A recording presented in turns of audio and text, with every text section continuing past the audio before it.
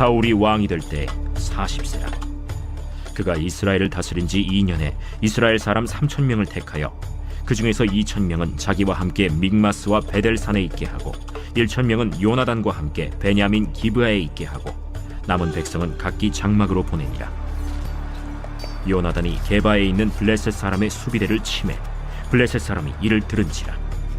사울이 온 땅에 나팔을 불어 이르되 히브리 사람들은 들으라!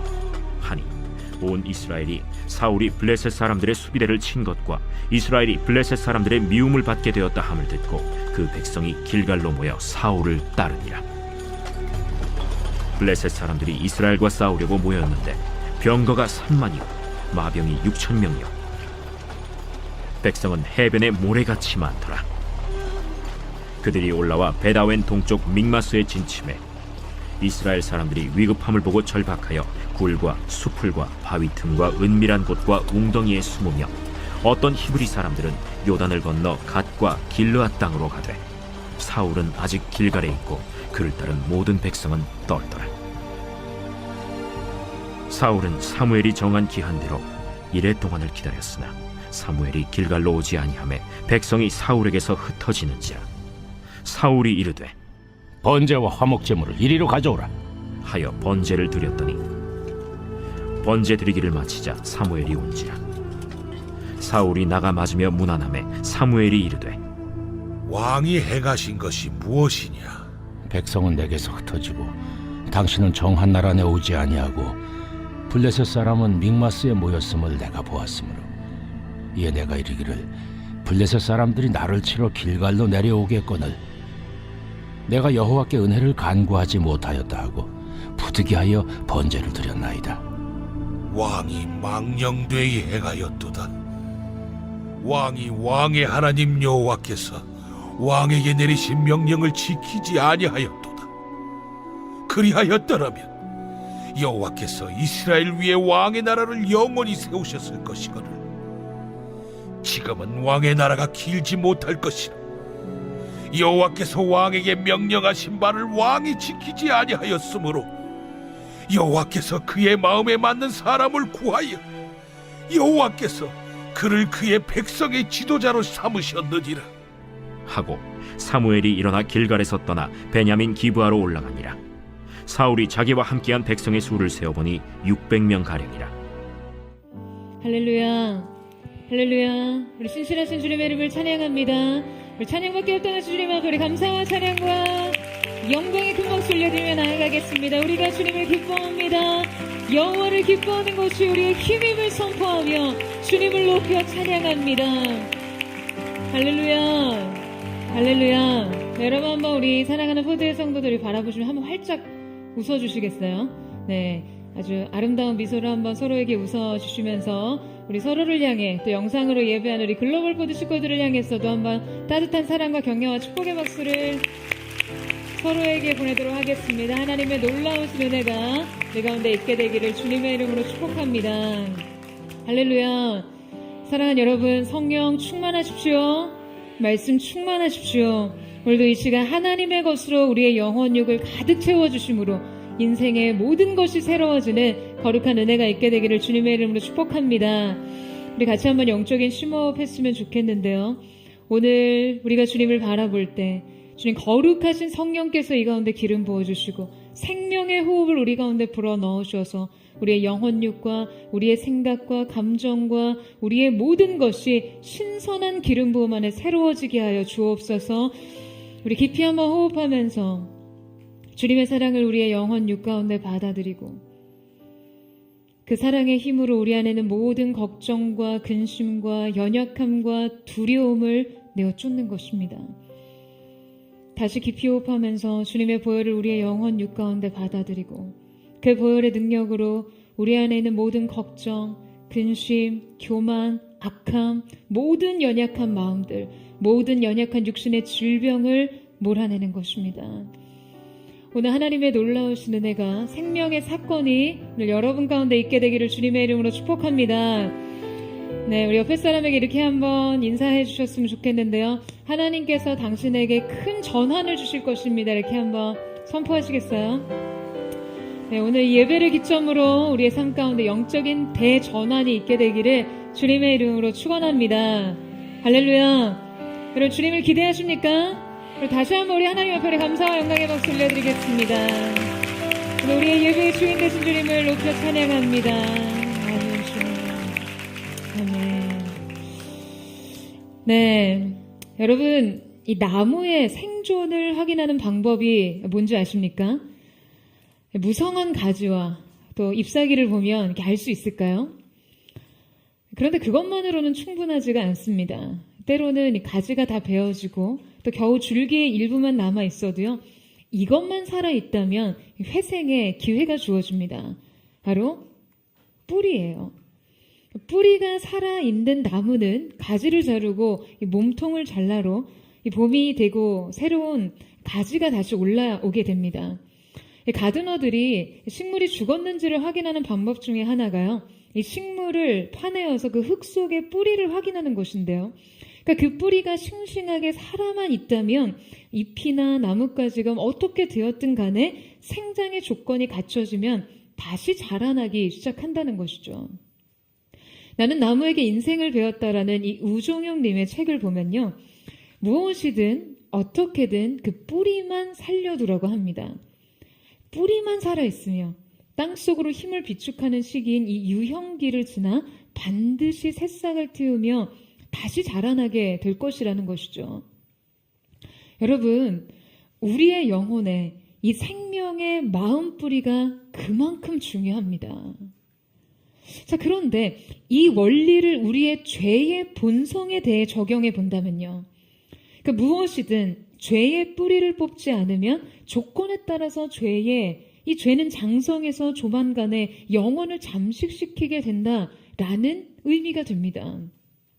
오늘 우리는 한 인물의 영적 부패와 변질을 통해서 그 실패의 근원인 뿌리를 파헤쳐보는 시간을 가지려고 하는데요. 여러분이 성경에서 육적인 인간의 실패의 전형을 보여주는 인물이 바로 사울 왕입니다. 사울이 처음 왕위에 올랐을 때는요, 이스라엘에 그보다 출중한 자가 없었어요. 그의 외모의 장대함과 장수적인 기질은 그 이스라엘의 백성 누구와 비교할 자가 없었습니다. 심지어 게다가 성경은 그가 여호와의 신에 충만하여 선지자들과 같이 예언까지도 했다라고 기록하고 있어요. 백성들은 왕으로서의 그의 자질과 조건을 크게 칭송하고 그의 왕이 즉위를 크게 기뻐했습니다. 시작은 좋았어요. 시작이 불리하진 않았습니다. 시작부터 어떤 실패의 전조가 보이진 않았습니다. 그러나 사울 왕은 이스라엘의 초대 왕으로서 가장 영예로운 자리에 올랐음에도 불구하고 결국 가장 비참한 나락으로 추락해버린 영적 실패의 대표적인 인물이 되었습니다. 오늘 이 사울 왕의 영적 실상과 그의 내면적인 그 문제를 짚어보면서 그를 반면교사 삼아 우리 인생의 변질과 그 실패를 방지하기를 원하는데요. 자, 먼저 영적 부패와 변질의 가장 깊은 뿌리 첫 번째는 병적인 자기 사랑입니다.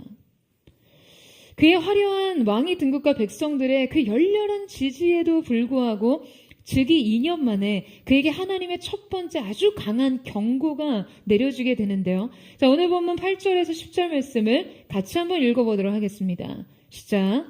사울은 사무엘이 정한 기한대로 이레 동안을 기다렸으나 사무엘이 길갈로 오지 아니하매 백성이 사울에게서 흩어지는지라. 사울이 이르되 번제와 화목제물을 이리로 가져오라 하여 번제를 드렸더니 번제 드리기를 마치자 사무엘이 온지라.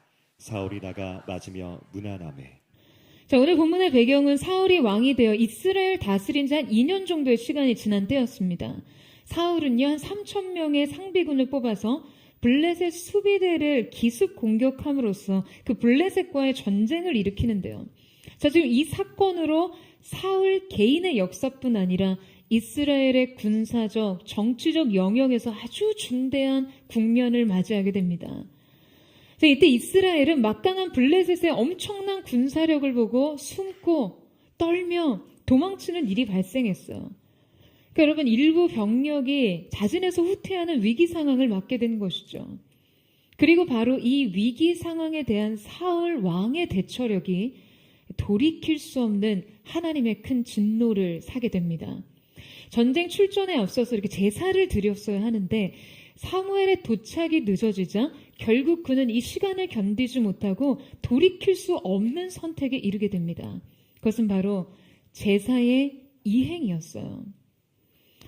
여러분, 이것은요, 하나님 앞에서 그의 심각한 월권이었습니다. 지금 그가 제사장만 가능했던 제사의 집전을 스스로 행한 이 행동은요, 그의 영적인 실태를 아주 여실하게 드러내는 것이었어요. 그래서 그것은 그의 잘못된 자기 사랑과 자기 중심성의 반영이었습니다. 여러분, 지금 사울이 이레가 되어서도 사무엘이 오지 않자 스스로 제사를 집례하는 이 선택만 봐도요, 지금 그가 제사를 대하는 이 태도의 본질을 통해 사울이 하나님 그리고 예배를 대하는 의식까지 모두 알 수 있습니다. 그는 아마 지금 이 군사 위기 상황에서 동요하고 있는 민심과 군사 사기를 위해서 사무엘의 존재를 적절히 활용하려고 했던 것 같아요. 이스라엘은 앞서 미스바에서 사무엘을 통해 하나님의 강력한 구원의 역사를 경험한 바 있습니다. 그러니까 따라서 이 사무엘의 등장과 제사만으로 군사적 이 사기의 진작에 큰 도움을 얻을 수 있었어요. 민심을 수습할 수 있었던 것이죠.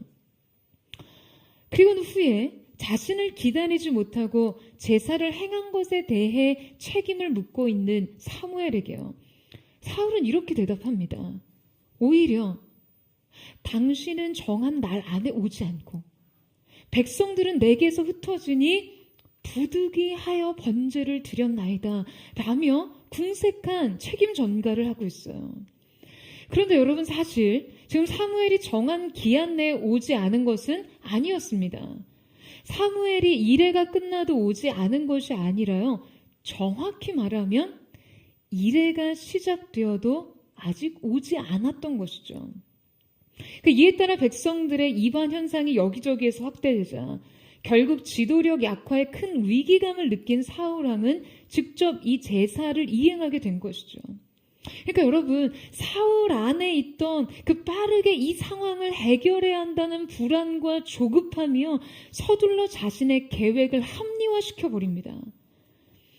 순종이 일의 기준이 되는 것이 아니라 무엇이 자신에게 유리한지가 선택의 기준이 되었어요. 여러분, 사울이 대체 어떠한 생각으로 스스로 이 제사를 집례해도 된다고 생각한 것일까요? 우리는 바로 이 점에서 그의 뼛속 깊은 자기 사랑과 자기 중심성에 대해 알 수가 있습니다. 하나님께서 명하신 제사장만 제사를 드리도록 되어 있는 규례를 무시하고 지금 제사를 스스로 집행한 것은요, 단지 어떤 율법의 한 계율을 어긴 것이 아니라 하나님에 대한 그의 근본 자세와 그의 태도가 얼마나 잘못 엇나가 있었는지를 보여주는 것이죠. 여러분, 그는 분명 예배하기를 원했지만 정확하게 있어서 사울에게 예배란 목적이 아닌 수단이었어요. 그러니까 자신을 성공시키기 위해 필요한 수단이요. 그는 자기가 제사를 집도한들 아니 무엇이 문제야 라고 생각했을 거예요. 하나님 앞에 드리는 제사가 그에게 대단히 중요한 의미가 아니었기 때문이죠. 그 제사는요, 그의 지도력과 통치력을 위해 필요한 그냥 요식행위일 뿐이었으니까요. 그에게 제사의 본질은 중요한 것이 아니었습니다. 그냥 여러분, 애초부터 민심을 얻고 군대의 사기를 위한 수단에 불과한 것이었기 때문에 그냥 무조건 아주 효과적인 타이밍에 드리기만 하면 된다라고 생각했던 것이에요. 사울은 지금 모든 율법과 규례와 상황뿐 아니라 하나님의 존재 자체도 자기 자신을 중심으로 이용할 뿐이었습니다. 그러니까 모든 것은요, 그를 위해 존재해야 했고 그에게 이용 가치가 있어야 했어요. 심지어 예배까지도요. 아니, 하나님까지도요. 그에게 하나님의 거룩과 그분의 공의, 그분의 영광은 안중에도 없는 주제였습니다. 그는 오직 자기 자신만이 중요했어요. 자신에게 어떤 의미가 있는지가 중요했습니다. 자신에게 어떻게 작용할지가 중요했어요. 자신에게 어떻게 유리할지가 중요했어요. 여러분 자신을 삶의 중심에 두면요, 모든 것이 잘못 돌아갑니다. 하나님의 명령과 규례마저도요, 예배마저도, 하나님마저도요. 그 주님의 명령과 말씀은 그냥 번거롭고 불필요한 조건일 뿐이고요. 자신에게 불리하고 자신의 방식에 맞지 않고 자신의 계획에 어긋나고 자신의 타이밍에 적합하지 않으면 그냥 모든 것은 변경될 수 있고 폐기되어야만 합니다. 내 계획대로 일이 진행되지 않으면 내 생각과 방식대로 상황을 반드시 해결해야 하는 것이 여러분 우리의 근본적인 불신앙의 모습이죠. 여러분 이 모든 것은요, 지금 사울뿐 아니라 우리 자신에게서도 발견되는 본성이에요. 문제는 우리가 이 자기 중심성에서 벗어나지 않는 이상 우리도 상황을 사울의 관점대로 해석할 수밖에 없다라는 것이죠.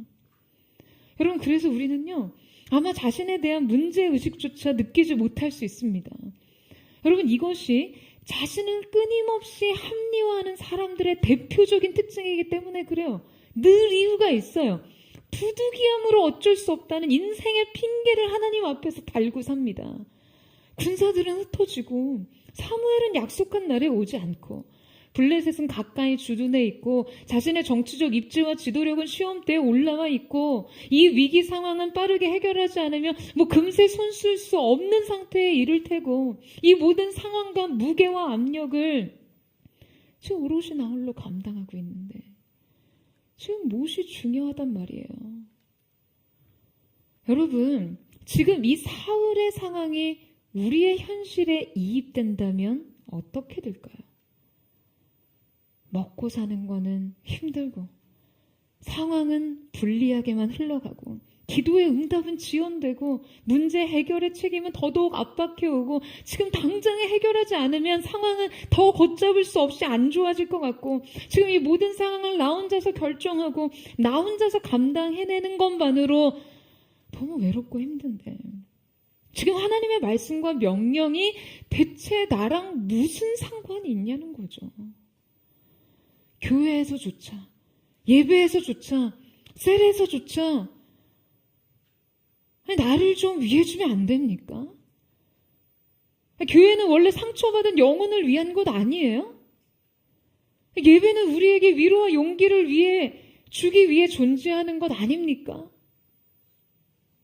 사랑하는 여러분, 중심을 옮기지 않으면요, 모든 것은 합당한 이유가 됩니다. 우리는 그 모든 것에 자기 합리화를 부여하게 돼요. 자기 사랑을 포기하지 않고 삶을 해석하면요, 여러분은 결코 문제 해결에 도달할 수 없습니다. 나 중심으로 삶을 해석하면 여러분 은혜도 보이지 않아요.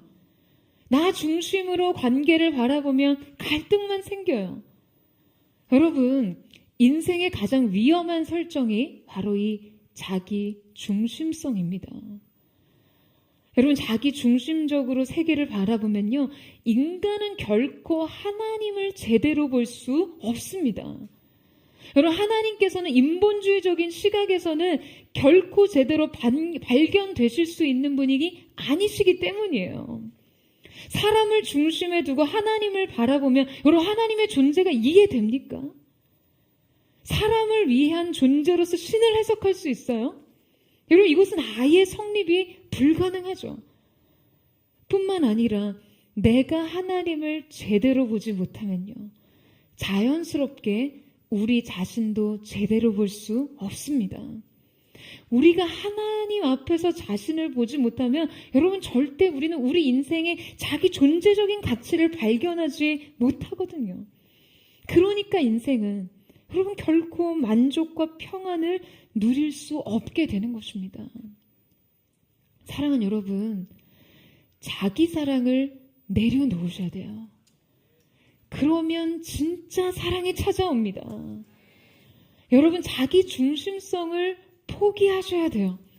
그러면 진짜 질서가 세워집니다. 여러분, 우리의 인생에서 가장 중요한 거 예배라고 믿으세요? 그것이 여러분 인생의 진짜 우선순위임을 믿으십니까? 그럼에도 불구하고 그 예배조차 우리 중심으로 드려요. 인생의 목적이 아닌 삶의 수단으로서의 예배를 드립니다. 나 자신을 위해서요. 내가 얻을 은혜와 축복을 위해서요. 여러분, 우리는요, 종종 우리가 반드시 책임지고 해결해야 할 막중한 현실적인 책임과 압력에 시달리곤 합니다. 우리의 지위와 임무들이 이 책임을 결코 회피하지 못하도록 그냥 우리를 우겨싸고 있어요. 가정에 대한 책임, 사회인으로서의 의무, 경제 주체로서의 압박, 그냥 아무도 대신하지 못하는 수많은 업무에 대한 과중한 스트레스, 그냥 이 모든 것들이 우리를 매 순간 코너에 몰아세웁니다. 여러분, 그런데 바로 그때 우리가 선택해야 할 우리의 태도와 우리가 선택하고 책임져야 할 우리의 언동에 대해서요, 세상 사람들이 말하듯 성경도 우리에게 가르치고 있어요. 성경은 그가 이스라엘의 지도자로서 해야 할 가장 중요하고 중대하며 긴급한 일이 무엇인지를 분명하게 암시하고 있습니다. 자, 여러분, 그게 무엇일까요? 자, 여러분, 지금 사울이 사무엘을 며칠 기다렸다라고 기록되어 있습니까? 며칠 기다렸다고 기록하죠? 7일을 기다렸습니다. 여러분, 성경은 숫자를 통해서 때때로 영적인 메시지를 전달하고 암시하고 있는데요. 이 7이라는 숫자, 히브리어 쉐바라는 숫자는요, 여러분 잘 아시다시피 완성과 안식을 뜻하는 수입니다. 그러니까 사울에게 주어진 이 7일의 시간은요, 영적인 의미를 가지고 있다는 것이죠. 여러분, 사울에게 주어진 시간은 무의미한 기다림이 아니었습니다. 이것은 완성의 시간이었죠. 하나님의 구원을 위해 자기 자신을 준비하는 시간이요. 이 7일은 바라봄의 시간입니다. 어떠한 대책도, 대응도, 솔루션도 이 바라봄이 선행되지 않고서는 여러분 결국에 우리의 인생을 더 망칠 뿐이에요. 그에게 주어졌던 이 7일이라는 숫자는, 시간은 그에게 기다림이 아니라 기회가 될 수 있었습니다. 구원을 향한 온전한 소망과 간구의 시간으로 말이에요. 그는 믿음과 순종으로 하나님 앞에 겸비하며 엎드려야 했어요.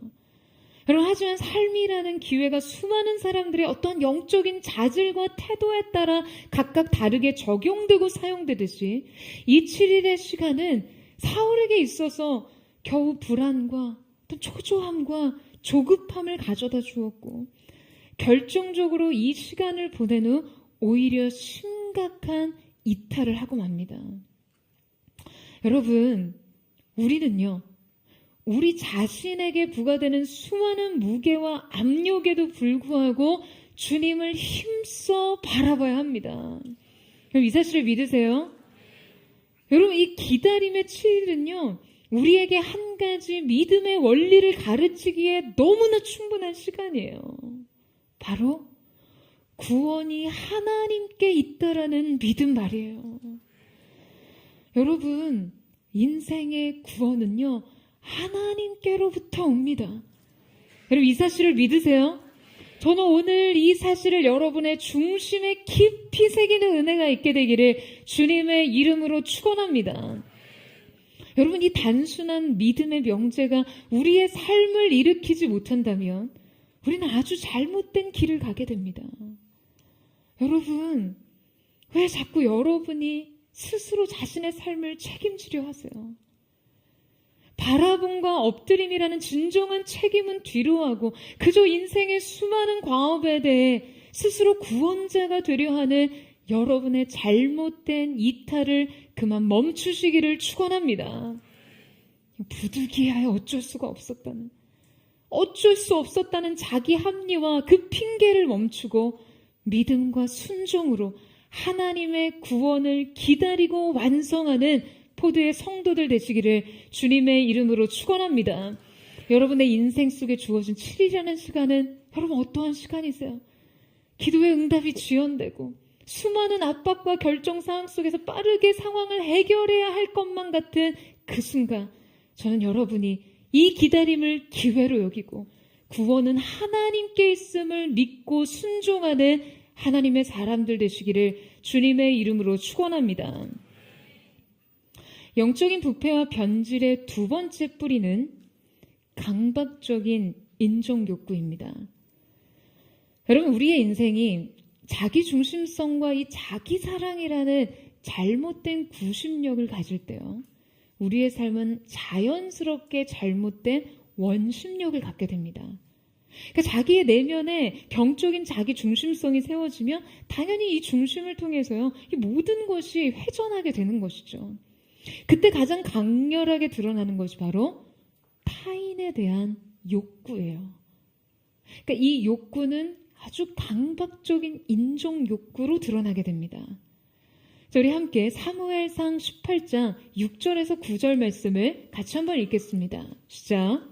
무리가 돌아올 때 곧 다윗이 블레셋 사람을 죽이고 돌아올 때에 여인들이 이스라엘 모든 성읍에서 나와서 노래하며 춤추며 소고와 경새를 가지고 왕 사울을 환영하는데 여인들이 뛰놀며 노래하여 이르되 사울이 죽인 자는 천천히요 다윗은 만만이로다 한지라. 자, 여러분, 지금 이 장면은요, 다윗이 골리앗을 무찌른 이후 계속됐던 이 블레셋과의 전쟁에서 아주 큰 승리를 거두고 돌아오는 개선 행렬의 장면입니다. 온 도시는 거대한 축제의 장이 되었어요. 바로 그때 여러분이 여인들의 노랫말을 들어보세요. 자, 뭐라고 하고 있죠?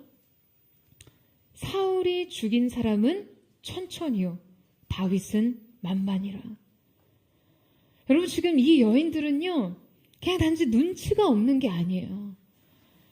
지금 여러분, 이거는 지각이 없는 거죠. 여러분, 지금 이 노래는요, 단지 다윗을 칭송하고 높이는, 칭찬하는 노래가 아닙니다. 이것은 지금 다윗을 높이고는 있지만 동시에 다윗을 추락시킬 수 있는 노래예요. 그 다윗을 위한다고 하면서 이 말 한마디로 그를 타락시킬 수도 있는 그런 매우 육적인 차원의 반응인 것이죠.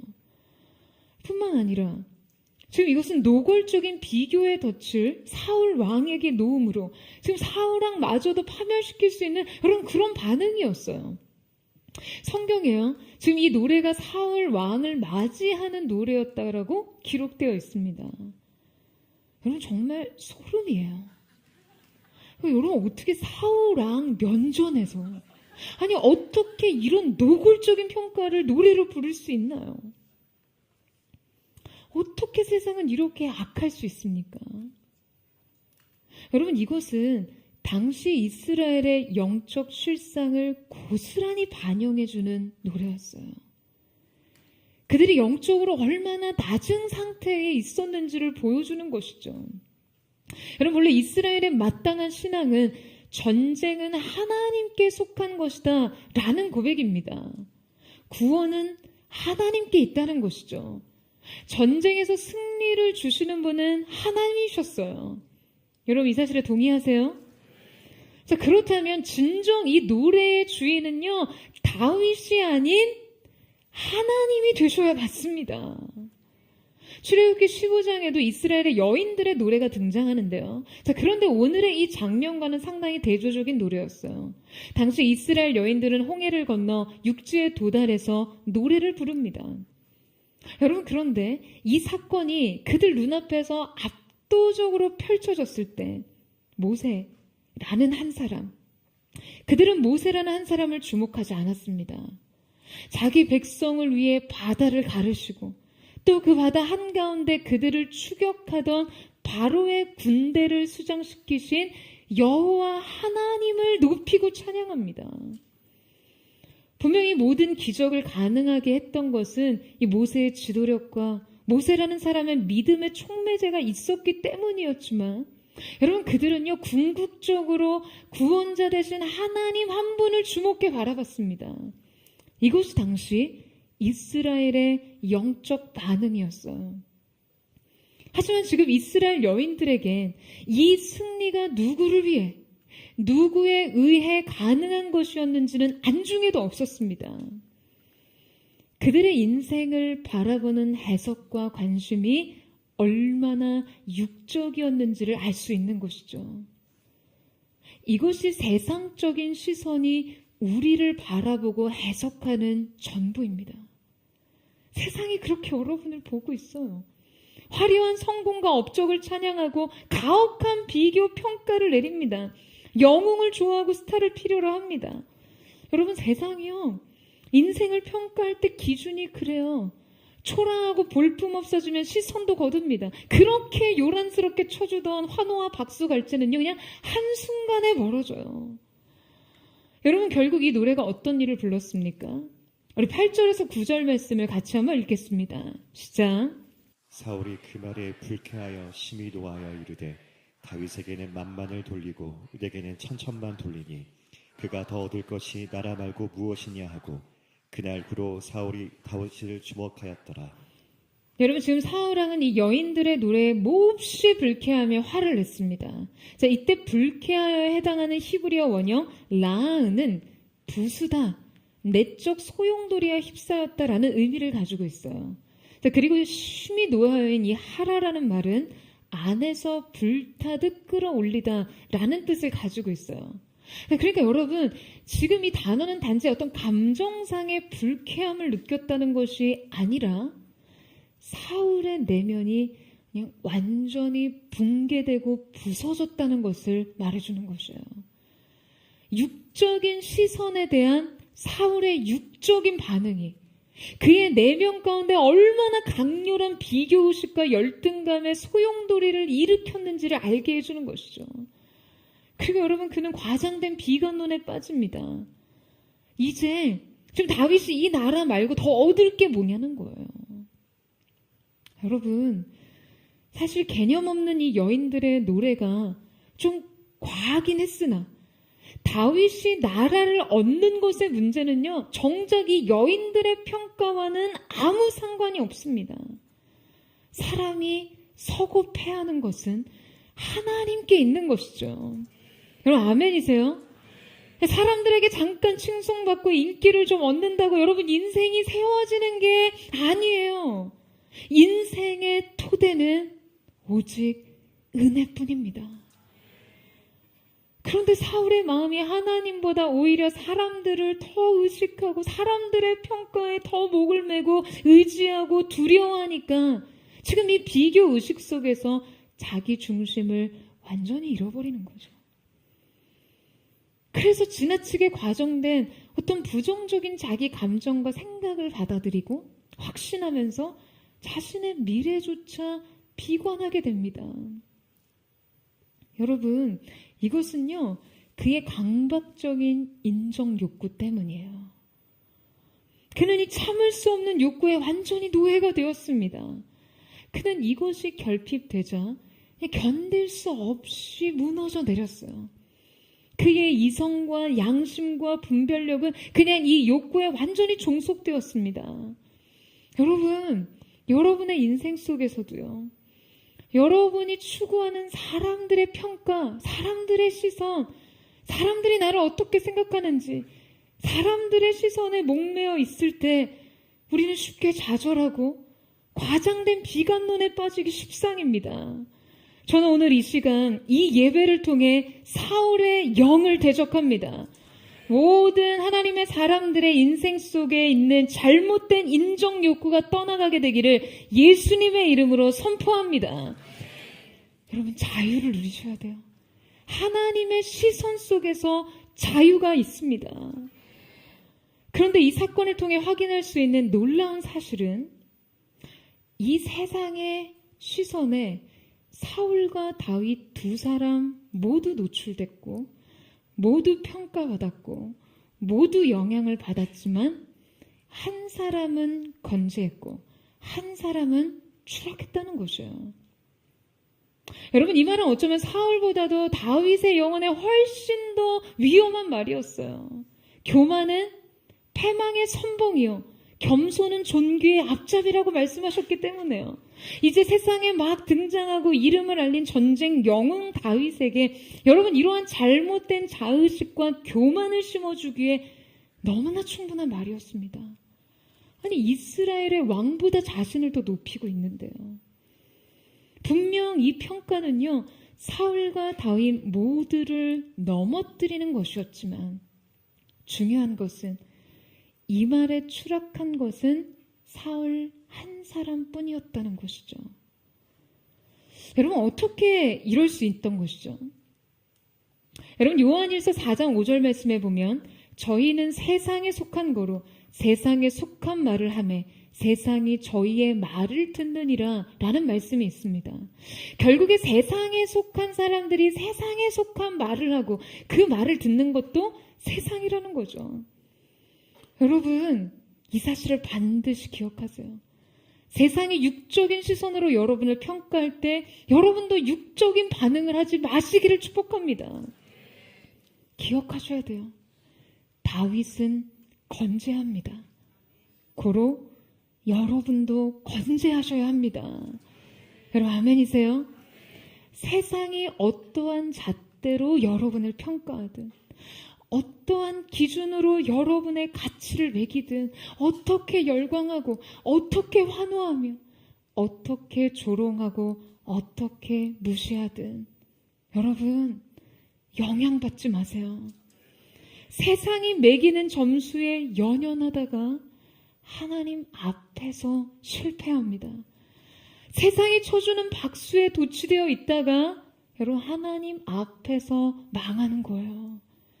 세상이 여러분에게 뭐라고 하든 그 시선에 지배당하면 우리는 이 시대 다윗으로 살 수 없는 것입니다.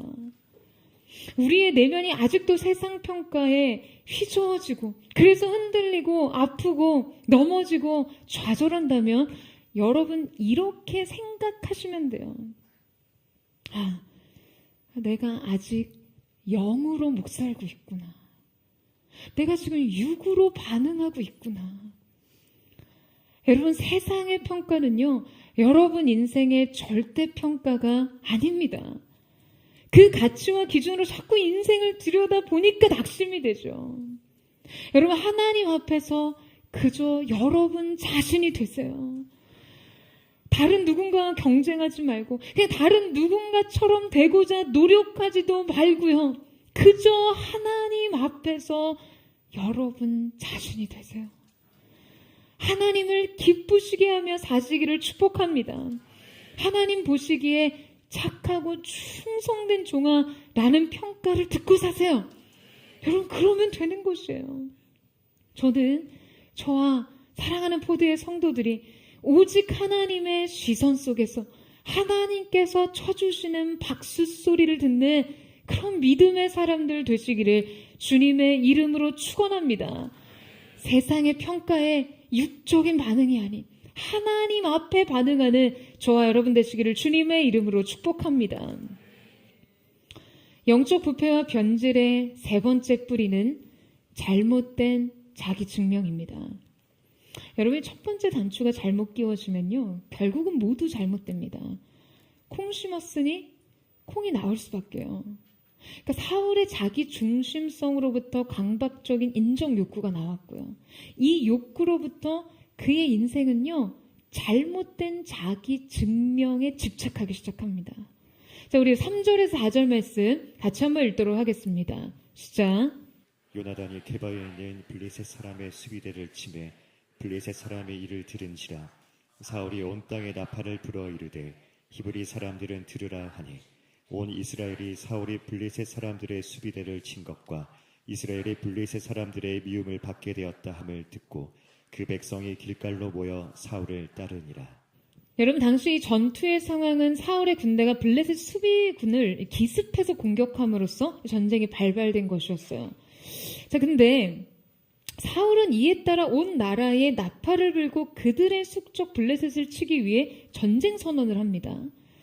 근데 여러분 이전까지는요. 블레셋과의 대치 상황에서 한 번도 이스라엘이 선제 공격을 한 적이 없었습니다.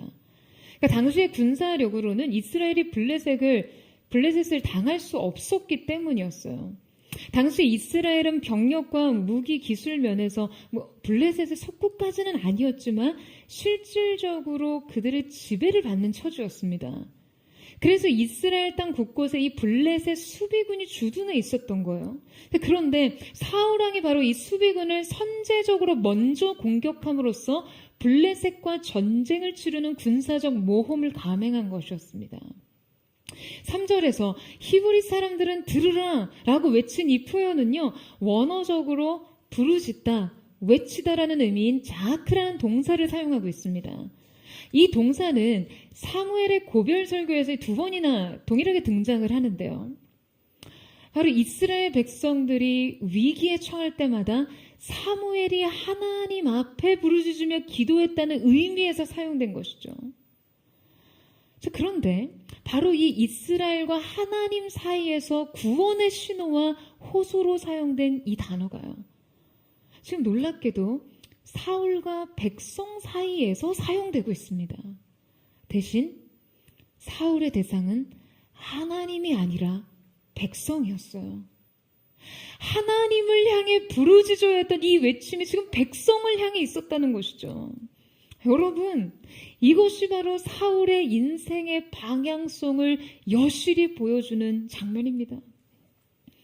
그럼 사울이 왜 이러는 걸까요? 여러분, 사울은요, 지금 잘못된 자기 증명을 선택했어요. 그는 이스라엘의 초대 왕으로서 자신을 향한 사람들의 요구와 기대에 아주 민감하게 반응하고 있습니다. 여러분, 이스라엘 백성들이 하나님에게 우리에게도 왕을 달라고 요구한 이유가 여러분 무엇 때문이었습니까? 그들은요, 이방 나라들처럼 전쟁에서 그들을 지켜줄 수 있는 군사적 영웅을 요구했어요. 그들의 이러한 기대와 요구에 따라 이스라엘의 초대 왕이 된 사울은 전쟁으로 자기 가치를 증명하기 시작합니다. 그가 왕위에 등극하고 나서 암몬과의 첫 번째 전쟁에서 아주 자기 존재감을 확실하게 입증했어요. 그런데 바로 이 성공이 그에게 독이 된 거예요. 마틴 로이드 존스 목사님이 인간에게 일어나는 가장 큰 불행한 일은 그가 준비되기 전에 성공하는 것이다 라는 말씀을 하셨어요. 여러분, 섣부른 성공에 도취되는 것만큼 영혼의 치명적인 독은 없습니다. 여러분, 배가 항해를 할 때요, 선박이 안전한 항해를 하기 위해서는요, 구조적으로 밸러스트라는 장치를 하게 됩니다. 그러니까 선박이 어떠한 자극과 충돌과 흔들림에도 보건성을 유지하고 이 배의 경사를 조절하기 위해서 이 배의 하부에 함을 위해 중량물을 싣게 하는 것이죠. 이 선체에 이 중량물이나 적화량이 적을 경우에는요, 선체가 물에 적게 잠기기 때문에 이 프로펠러가 수면에 노출되는 등 이 안전성이 매우 낮아지게 됩니다. 그러니까 이러한 경우에는 어떤 외부의 자극이 주어졌을 때 정상 균형의 복원이 매우 어려워집니다. 그럼 여러분 어떻게 되겠어요? 배가 기울어지거나 뒤집어지겠죠. 안전한 항해는 불가능해집니다.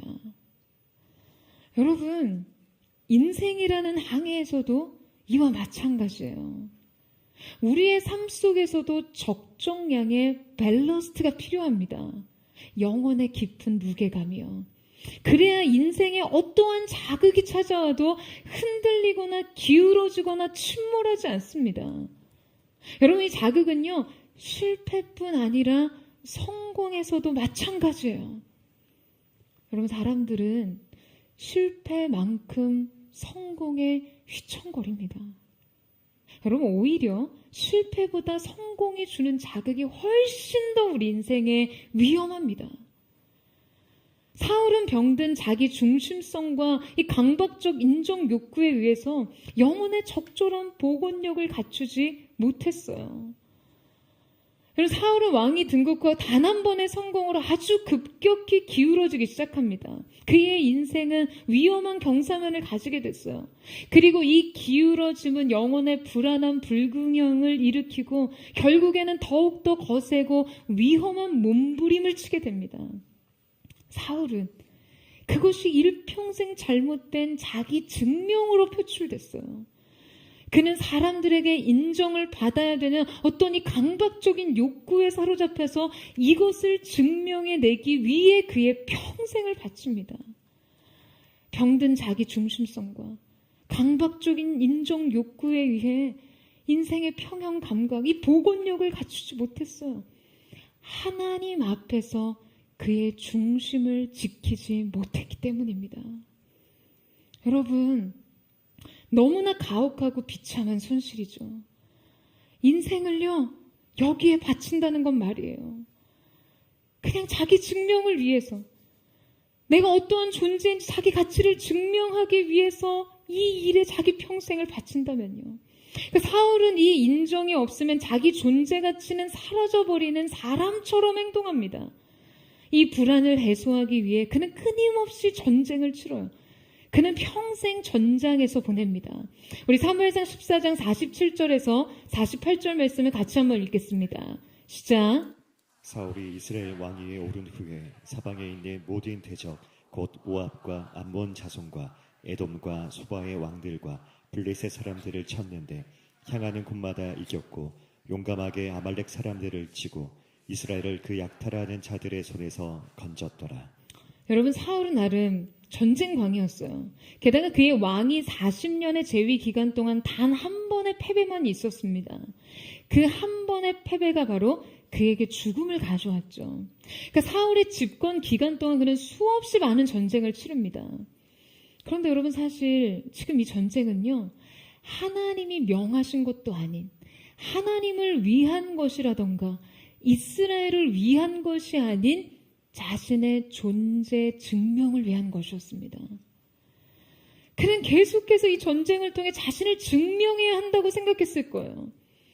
이 블레셋과의 전투 역시 하나님께서 지시하신 것이 아님에도 불구하고 스스로 전쟁이라는 비상적인 수단을 택해서 자기의 왕권을 강화하려고 했던 것이죠. 여러분, 그는 전쟁을 통해 자신을 입증하고 싶었습니다. 피를 흘려서라도 자신을 증명하고 싶었어요. 그는 평생 이 외형적인 승리에 집착합니다. 여러분, 이 악순환의 고리는요, 자신 안의 인정 욕구의 압박과 강박을 견디지 못해 시작됐다가 결국에는 자기 고갈과 연민으로 끝나게 되어 있습니다. 끝내 자신을 완전히 파멸시키게 되어 있어요. 사무엘상 14장 52절 말씀에 보면 사울이 사는 동안 블레셋 사람과 큰 싸움이 있었으므로 사울이 힘센 사람이나 용감한 사람들을 보면 그들을 불러 모았더라 라고 기록되어 있습니다. 그냥 한 사람의 광기 어린 집착으로 인해서 온 이스라엘도 전쟁에 휘말리곤 했어요. 그는 이 권력과 이 힘을 지키고 유지해야 한다는 엄청난 불안과 강박으로 그냥 어디를 가나 힘센 사람들을 보면 그들을 불러 모았습니다. 그러나 여러분, 사무엘상 7장에 기록된 사무엘의 통치 시대는 이와 달랐습니다. 사무엘상 7장 13절 말씀에 보면 이에 블레셋 사람들이 굴복하여 다시는 이스라엘 지역 안에 들어오지 못하였음에 여호와의 손이 사무엘이 사는 날 동안에 블레셋 사람을 막으시매. 할렐루야. 여러분, 사무엘의 때에 블레셋 사람들은 이스라엘 진영 안으로 들어오지 못했습니다. 왜냐하면 사무엘을 위해 하나님께서 이스라엘을 블레셋으로부터 지켜내셨기 때문이에요. 하나님이 그 백성을 다스리시던 때엔 하나님께서 인생의 방어선이 되어주셨습니다. 그들은 공연한 싸움으로 인생을 허비할 필요가 없었어요. 그런데 정작 아이러니하게도 이스라엘 백성은 이 견고한 요새와 방어선을 거부하고 그들의 왕으로서 전쟁 영웅을 원했고 결국 그로 인해 40년의 재위 기간 동안 그냥 공연한 전쟁에 휘말리게 된 것이죠. 분명 승리는 있었지만 사실상 승리 자체가 공허한 것이었습니다. 여러분, 왜냐하면 싸울 필요가 없었기 때문이에요. 하지만 사람들은요, 쉽게 이 외형적 승리에 도취됩니다. 여러분, 이게 함정이에요. 여러분, 우리도 사울처럼 이스라엘 백성처럼 되지 않도록 주의해야 합니다. 우리가 하나님 앞에 살지 않으면 잘못된 자기 증명의 혈안이 되기 쉬워요. 지나친 성공주의, 만몬의 숭배, 외모 지상주의, 인기 집착, 여러분, 이 모든 것은요 자기 증명의 일부예요. 어떤 이들은 이 증명에서 자신이 실격되면 자기 인생 전체가 붕괴되고 무너져 내린 것 같은 좌절감을 느낍니다. 이 시대에 사울의 영에 사로잡혀 있는 거예요. 여러분, 때로 이 자기 증명의 덫에 걸리면 승리와 성공 그 자체가 대단한 의미와 보상을 주는 것 같지만요, 우리가 이 승리를 위해 흘린 피와 손실을 생각한다면 이것이 과연 무슨 의미가 있는지를 분별해야 하는 것이죠. 사랑하는 여러분, 가장 큰 자유는 증명할 것이 없는 삶입니다. 여러분, 아멘이세요? 가장 큰 승리는요, 주님의 안전지대 안에 거하는 삶인 것이죠. 사랑하는 여러분, 저는 여러분의 인생이 하나님 손안에서의 평화의 시대를 영위하기를 축원합니다. 그냥 무의미한 승리를 위해 인생을 걸지 마시고요, 여러분의 존재감을 증명하기 위해서 하나님이 시키지도 않은 일을 도모하지도 마시고요, 그냥 시도 때도 없이 계속되는 적의 침공을 방어하느라 자신의 전부를 걸어야 하는 일이 여러분의 인생에 일어나지 않기를 축원합니다. 여러분, 인생 스스로를 높이고 이기고 지키기 위해서 그냥 그렇게 아둥바둥 살지 마시고요, 여호와 하나님의 방어선 아래 거하세요. 하나님의 보호와 안위 아래 거하세요. 여러분, 우리가 하나님의 영광을 구하면 하나님께서 우리의 인생을 영화롭게 하십니다. 왜 이 영적 연리를 여러분의 인생 가운데 적용하려 하지 않으세요? 왜 인생 영광을 스스로 구하기 위해 허덕이십니까? 저는 오늘 포도의 성도들 가운데 오직 하나님의 영광 앞에 자신의 모든 것을 내려놓을 수 있는 믿음의 결단이 있게 되기를 주님의 이름으로 축원합니다. 우리의 삶이 오직 한 가지, 하나님께 인정받는 삶을 살기를 주님의 이름으로 축원합니다. 그래서 그로 인해 세상 어떤 것으로도 얻을 수 없는 진정한 자유와 참된 만족과 평강을 누리는 거룩한 은혜의 역사가 오늘 사랑하는 포도의 성도들 가운데 있게 되기를 주님의 이름으로 축원합니다. 여러분, 저는 그렇게 생각해요. 가장 초라한 인생은요, 자기의 삶을 자기 스스로 설명하고자 하는 삶. 여러분의 삶을 하나님께서 설명해 주시도록 주님 앞에 여러분을 드리는 저와 여러분 되시기를 주님의 이름으로 축복합니다. 우리 함께 찬양하며 기도하며 나아갔으면 좋겠습니다. 사랑하는 주님, 오늘 이 시간 우리의 인생의 최종 결정권자 되신 하나님 앞에서 우리의 삶이 오직 구원은 하나님께로부터 온다는 이 사실 앞에 우리의 삶이 재정렬되기를 원합니다. 우리의 삶이 새롭게 조율되고 튜닝되기를 원합니다. 어그러지고 깨어졌던 우리의 삶, 그래서 우리의 자신의 삶을 스스로 지키고 이루고 이기기 위해 아둥바둥 안식이 없는 삶을 살았던 우리의 인생 속에 우리가 오직 주님을 바라봄으로 주님으로부터 주어진 모든 새로운 질서 안에 자유와 안식과 평강을 누리는 거룩한 은혜가 있게 하여 주시옵소서. 여러분, 우리 그 마음 고백하면서 하나님 앞에 정말 회개하는 마음으로 주님, 우리의 마음과 우리의 영혼과 우리의 삶을 새롭게 하여 주시옵소서. 우리 그 마음 고백하며 주님 앞으로 나아가기를 원합니다.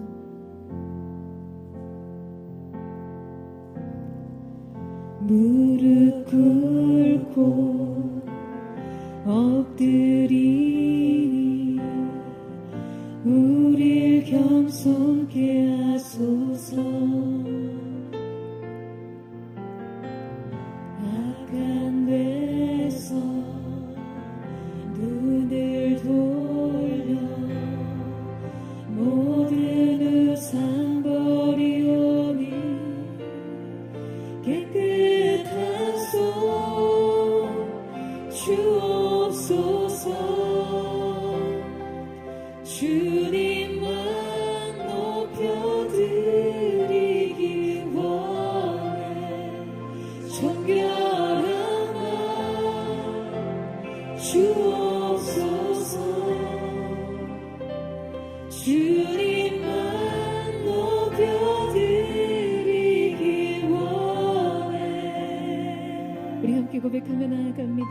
무릎 꿇고 엎드리니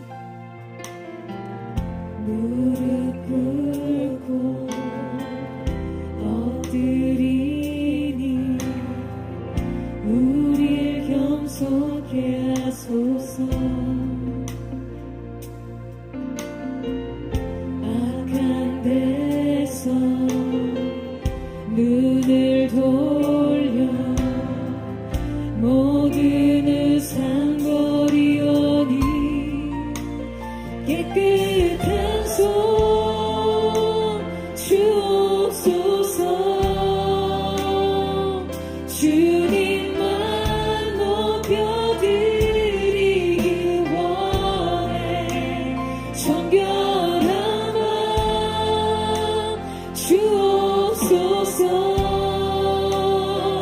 주님만 높여드리기 원해. 깨끗한 손 주옵소서. 주님만 높여드리기 원해. 정결한 마음 주옵소서. 주님만 높여드리기 원해. 우리 세대로 주의 얼굴 찾게 하옵소서. 오 야곱의 하나님, 우리 세대로 주의 얼굴 찾게 하옵소서. 오 야곱의 하나님, 우리 세대로 주의 얼굴 찾게 하옵소서. 오 야곱의 하나님, 우리 세대로 주의 얼굴 찾게 하옵소서. 오 야곱 손으로 깨끗한 손 주옵소서. 주님만 높여드리기 원해. 정결한 마음 주옵소서. 주님만 높여드리기 우리 세대로 주님을 위하여 주시옵소서. 주의 얼굴 찾게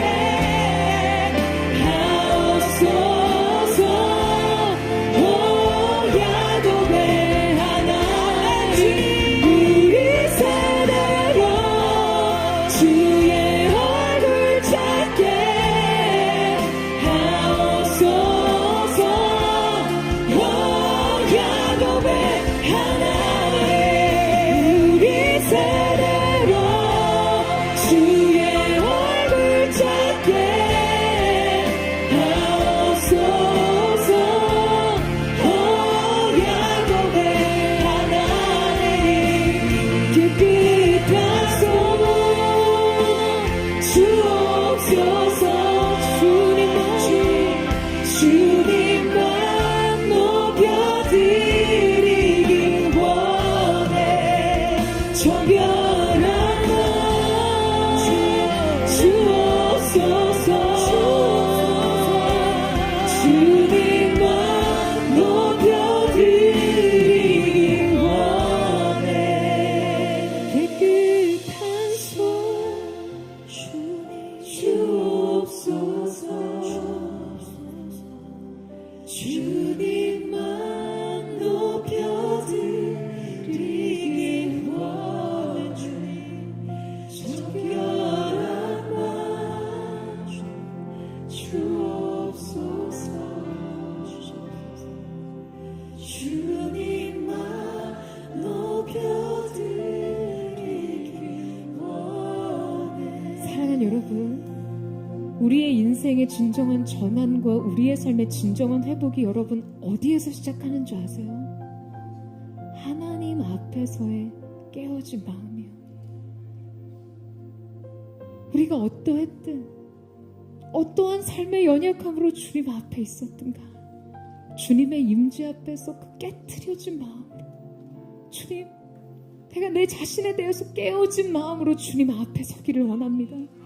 주님, 오늘 이 시간 우리가 회개의 심령으로 우리가 자복하고 통회하는 마음으로 주님, 단지 이것이 사울의 모습이 아니라 오늘 우리 자신의 모습이었음을 주님 앞에 인정하며 주님 앞에 회개하며 나아가기를 원합니다. 여러분, 설교자가 인도자가 회개를 요청하기 때문이 아니라 여러분의 깨어진 중심으로부터 생수의 강이 흐를 줄로 믿습니다. 하나님께서 부으시는 새로운 영의 기름 부으심이 여러분의 중심으로부터 흘러나올 수 있기를 원합니다. 사랑하는 주님, 하나님의 영광을 위해 살기보다 내 인생 성공을 위해 살았고 하나님을 위해 달려가기보다 주님, 사람들에게 인정받기 위해 달려갔던 빠른 나의 발을 회개하며 나아갑니다. 물질 만능주의, 만몬의 사상 속에 그저 내 인생 세상의 평가의 잣대 속에 늘 압박되며 늘 그 평가에 허덕였던 우리의 인생, 우리가 주님 앞에 회개하며 나아가기를 원합니다. 주님, 우리가 코람되어 하나님의 시선 속에서 우리의 삶을 살아가는 거룩한 하나님의 사람들 될 수 있도록 역사하여 주시옵소서. 주님에게 하며 나아가오니 우리의 모든 보좌에 주님 오셔서 주님께서 주인 되시고 왕으로 좌정하여 주시옵소서.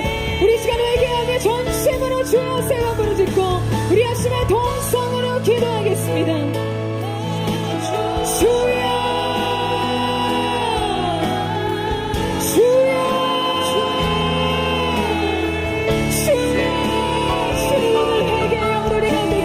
주여, 우리가 주님 앞에 드리지 못했고 우리가 하나님 앞에 우리의 마음으로 온전히 드리지 못했고 하나님의 영광을 위해 살기 모든 것이 나의 자신을 위한 수단에 불과했다.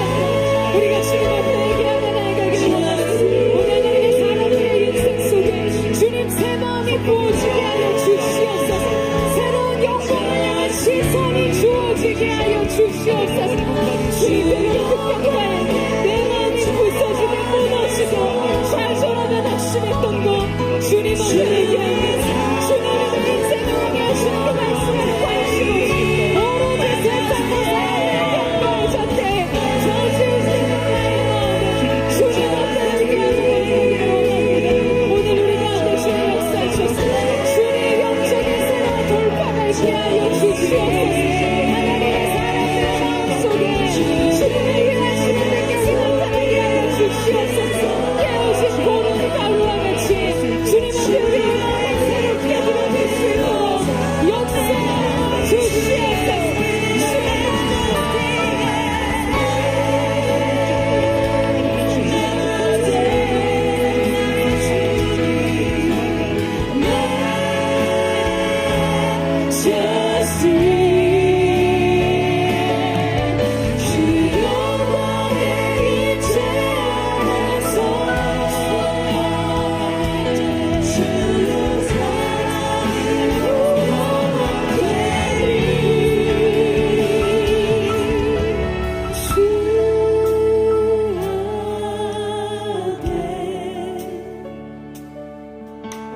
겸손히 나서 있는 주는 날 자유케 해. 주 앞에 죄인 된 내 모습 보는 주 보혈 날 덮으셨네. 생명 주신 생명 주신 그 놀라운 희생으로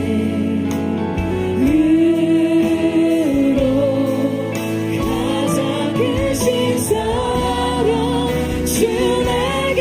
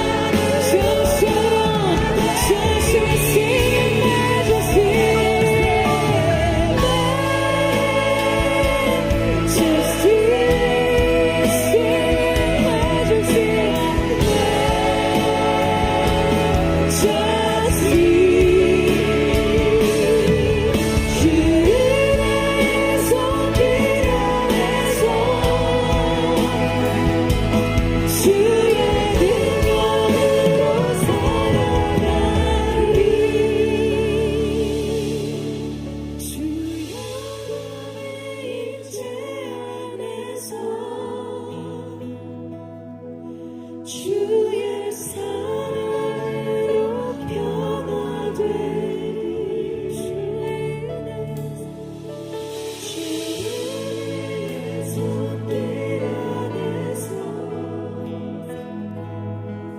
주의 능력으로 살아가. 사랑하는 주님, 오늘 이 시간 우리가 하나님 앞에 무뎌진 심령으로 서지 않기를 원합니다.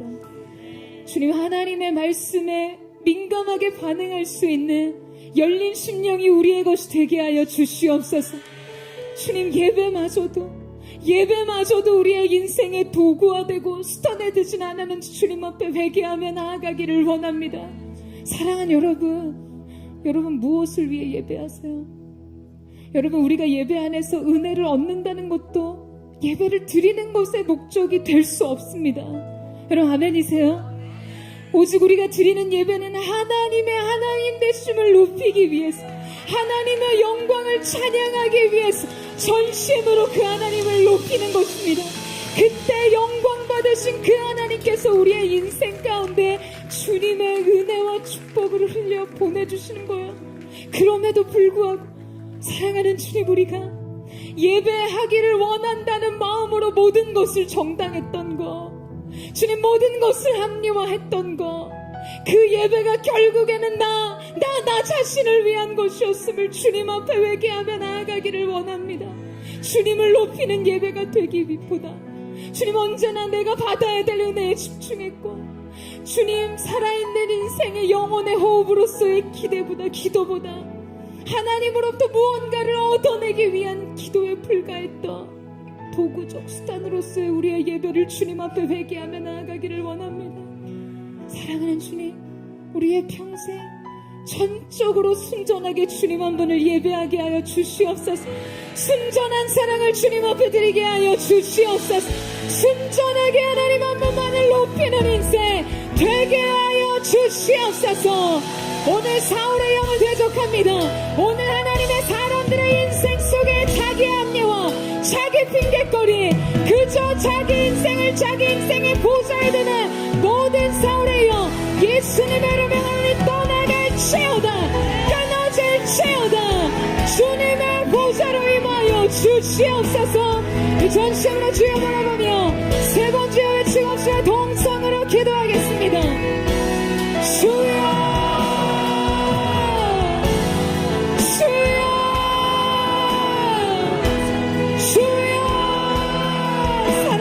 주님, 오늘 이 시간 우리가 우리의 인생의 보좌에서 내려와 주님의 영광을 찬양하는 예배자의 겸손으로 우리의 삶에 엎드리기를 원합니다. 아무 사람이 깨끗이 앞에 서기를 원합니다. 주님, 우리가 회개의 영으로 기름 부어주시옵소서. 주님 앞에 우리의 중심의 진실함을 다시 드릴 수 있는 거룩한 예배의 영의 기름 부으시옵소서. 순전한 예배의 영의 기름 부으시옵소서. 우리 가운데 있을 수 있도록 역사하여 주시옵소서. 육신적인 자기 사랑, 자기 인정 욕구, 자기 증명에서 모든 사울의 영을 대적하는 아이입니다. 주께서 주 예수 그리스도의 나 하나님의 높게 꺾은 동안을 채우다 주님의 보혈로 덮어주셨으니 오직 주님의 무한을 완전히 예배하는 거룩한 내 역사가 있게 하여 주시옵소서. 우리의 인생의 모든 만만주의, 성공주의, 물질만은 모든 죄가 끊어지게 하시고 하나님의 영광의 영광을 향해 주님의 나라를 받는 세대로 일어서게 하여 주시옵소서.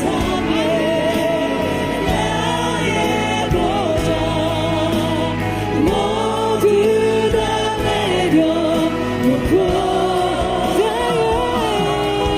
모든 그 산들 나의 보좌 모두 다 내려놓고 주 앞에 엎드려 경배합니다. 오직 주께 주 앞에 엎드려 경배합니다. 오직 주께 주 경배합니다. 주 경배합니다. 가리지 오직 주께 나의 모든 의상들 나의 보좌 모두 다 내려놓고 나의 모든 의상들 나의 보좌 모두 다 주님의 말씀이요 나의 모든 의상들 나의 모든 의상들 나의 보좌 모두 다 내려놓고 주 앞에 엎드려 경배합니다. 오직 주께 주 경배합니다. 다른 신 아닌 오직 주께. 사랑하는 여러분, 여러분의 인생 속에 오늘 사울에게 주어진 이 7일의 시간이 있습니까? 상황은 끊임없이 여러분에게 어떠한 결정을 요구하고요, 행동을 요구하고 해결을 요구합니다. 관계는 흩어지고 깨어지는 것 같아 보여. 이 상황을 그대로 더 이상 놔두면 상황은 더 악화될 것만 같은 그 모든 현실의 직면 속에 여러분의 인생 7일의 시간, 여러분은 무엇을 선택하는 하나님의 사람이기를 원하십니까? 저는 오늘 이 시간 여러분의 인생이 이 7일의 시간에 기다림을 기회로 만들 수 있는 하나님의 사람들 되시기를 주님의 이름으로 축원합니다. 여러분, 왜 사무엘은요 사울의 예배가 끝나자마자 도착했을까요? 하나님의 테스트가 있었어요. 나아만 장군에게도 요단강에 7번 몸을 담그기까지 그의 병은 낫지 않았습니다. 엘리야의 부름을 받은 사환이 7번 다시가 그 구름, 손바닥만한 구름을 발견하기까지 그들에게는 큰 비의 소식을 들을 수 없었어요. 사랑하는 여러분, 여러분의 인생 기도의 응답이 더디고 모든 것은 망가져가는 것 같고 끊임없이 여러분의 조급함과 불안과 두려움을 일으키는 모든 상황의 시간 속에서 오직 하나님을 바라보는 믿음의 능력이 여러분 가운데 있게 되기를 주님의 이름으로 축원합니다. 믿음과 순종으로 이 시간을 완성함으로 구원이 하나님께로 오매 목도하는 하나님의 사람들 되시기를 주님의 이름으로 축원합니다. 주님, 내가 내 인생 7일의 시간을 그렇게 하나님 앞에 바라봄으로 엎드림으로 오직 구원이 하나님께 있음을 고백하는 믿음의 사람이 되기를 원합니다. 그 고백 드리기를 원하는 사람들은 전심으로 주의 이름만 부르짖고 우리 역시는 동성으로 기도하겠습니다. 주여 사랑하는 주님, 기도와 것 사이 지체되는 삶의 현장 속에서도 우리가 마지막 순간까지 하나님으로부터 시작된 구원이 하나님으로부터 완성됨을 우리가 보게 하여 주시옵소서. 주님 엎드리고 바라보게 하시고 하나님의 그 구원의 영광이 나타나기까지 우리 자신을 주님 앞에 온전히 준비시키는 하나님의 사람이 될 수 있도록 주님 함께 해주시기를 원합니다. 한 사람 가운데 기름 부어 주시옵소서. 한 사람 가운데 주님의 영광으로 기름 부으셔서 우리가 다윗과 같이 주님 앞에 범죄하는 하나님의 사람들, 세상의 어떠한 평가와 시선 속에서도 여전히 하나님 한 번을 낼 시간으로 주님께 반응하는 그 하나님의 사람이 될 수 있도록 역사하여 주시옵소서. 그 하나님께 모든 것을 맡기며 탁하는 믿음의 사람들로 견고하게 세워질 수 있도록 역사하여 주시옵소서. 전심으로 하나님의 기름도 주옵소서. 오직 주만이 주님만이 나의 반석 구원 나의 구원이시니 주님만이 나의 산소 내가 요동치 전심으로 오직 주만이 주님만이 나의 반석 나의 구원이시니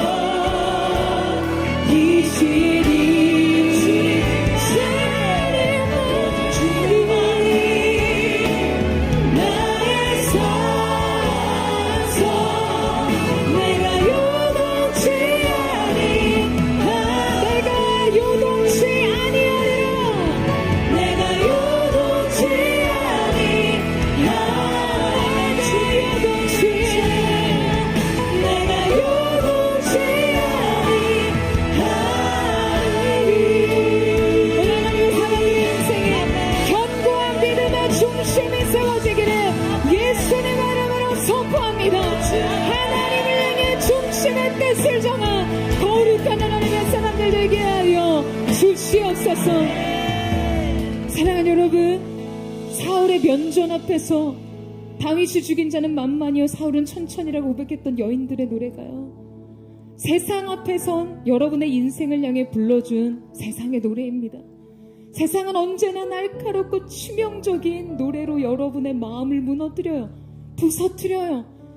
여러분의 내면이 그 세상의 소리에 귀를 기울이고 그 세상의 시선과 판단과 평가에 매이기 시작하면 붕괴되는 것입니다.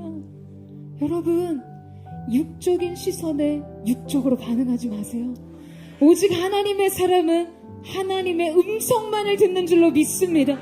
오늘 이 시대 다윗과 같이 주님 앞에 건재한 하나님의 사람들 되게 하여 주시옵소서. 내가 하나님을 높이면 하나님이 나의 인생을 높이시며 내가 하나님의 영광을 지키고자 헌신할 때 하나님이 내 인생을 보호하신다는 믿음으로 여러분의 인생 스스로 지키려고 하지 마시고 인생 성공을 향해 달려가지 마시고 영광을 향해 달려가는 축복이 있기를 축원합니다. 그때 사무엘 시대의 평화와 같이 모든 어둠의 권세, 싸울 필요조차 없는 하나님의 완전한 보호 아래 우리의 삶이 들어가게 되는 줄로 믿습니다. 여러분, 어떤 삶을 원하세요? 그래도 전쟁을 치러서라도 아둥바둥 살아서라도 그 승리 한번 머리에 쓰고 목에 걸고 싶으십니까? 아니, 여러분, 그렇게 인생을 허비하기에는 우리의 삶이 너무나 아깝습니다. 오직 가장 가치 있는 하나님의 영광 앞에 설 때 그 영광이 여러분을 지키시는 거룩한 은혜가 있게 되기를 축복합니다. 오늘 이 시간 하나님 앞에 우리의 삶을 의탁하겠습니다. 사랑하는 주님, 나의 시대를 하나님 손에 맡겨드립니다. 나의 삶을 주님 손에 의탁합니다. 내가 주께 맡겨드리며 주께서 책임지실 줄로 믿습니다. 사무엘 시대의 영광과 그 시대의 평화 지역구들 성도들의 인생 가운데 펼쳐지게 하여 주시옵소서. 나는 오직 주님 앞에 살리라. 오늘의 믿음을 주께 고백하기를 원합니다. 주여 세 번으로 믿고 합심한 동성으로 우리의 삶을 의탁하며 기도하며 나아가겠습니다. 주여 주여 주여 세상의 평화를 좌절하고 넘치는 존재 주님 앞에 회개합니다. 주님의 영성을 듣는 자, 하나님의 계획에 소동을 드는 자, 하나님의 사랑하는 안위를 얻는 자들로 다시 세워지게 하여 주시옵소서. 인생의 조급한 불안한 떠남을 채워라. 과장된 비관한 삶 모든 관점 변화를 채워라. 주님 손을 얹겨드리며 그 경내 모든 불란사심 침범할 수 없었고 완전한 하나님으로부터 승리, 하나님으로부터 평화의 시대가 오늘 우리의 삶 가운데 펼쳐질 수 있도록 주의 역사하시고 함께하여 주시옵소서. 기름 부어 주시옵소서. 싸울 것이 없는 인생으로 주님의 완전한 보호 속에 들어가는 거룩한 하나님의 사람들 될 수 있도록 주님의 역사하시고 함께하여 주시옵소서.